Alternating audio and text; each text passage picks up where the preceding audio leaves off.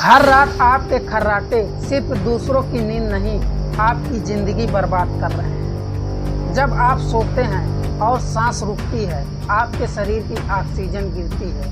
ये काम हर रोज चुपचाप आपके दिल को कमजोर करता है। आपको लगता है ये सब नॉर्मल है, सबको होता है, लेकिन नहीं, ये ऑब्स्ट्रक्टिव स्लीप एपनिया हो सकता है।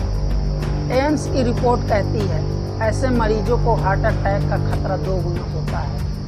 अब सोचिए, हर रात की आवाज़ एक दिन आखिरी आवाज़ की चेतावनी न बन जाए। तो सवाल ये है, क्या खर्राटे वाकई दिल की बीमारी से जुड़ा है?